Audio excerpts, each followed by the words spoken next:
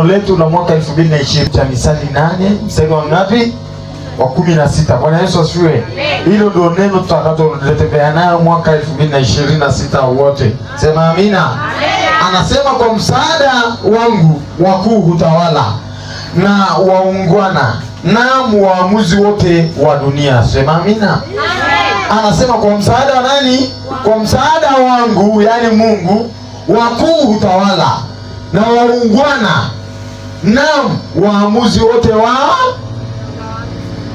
dunia. Sema wa dunia. Wa dunia. Hem, tusome kwa pamoja.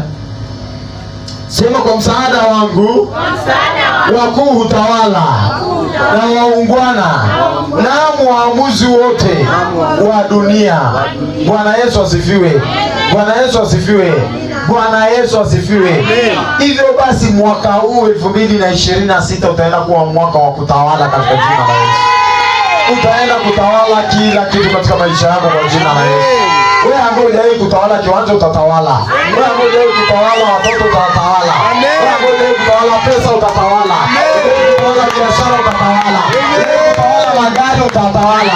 Wewe kutawala watoto utatawala. Kila kitu utatawala kwenye maisha yako kwa jina la Yesu. Sema amina. Sema amina.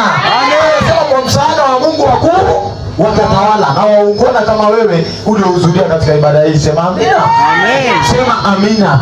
Sema 2026 ninatawala. Ninatawala. Ninatawala. Ninatawala magari, ninatawala majumba, ninatawala viwanja, ninatawala mashamba. 2026 itakuwa ni mwaka wangu wa kutawala, wa kutawala kwa jina la Yesu. Kila yeyote aliyewahi kunitawala mwaka huu nitawatawala. Nitakuwa mfalme, nitakuwa mfalme, nitatawala pesa, nitatawala pesa, wala pesa haitanitawala, haitanitawala. Nitatawala ardhi, wala ardhi haitanitawala. Nitatawala nyumba, wala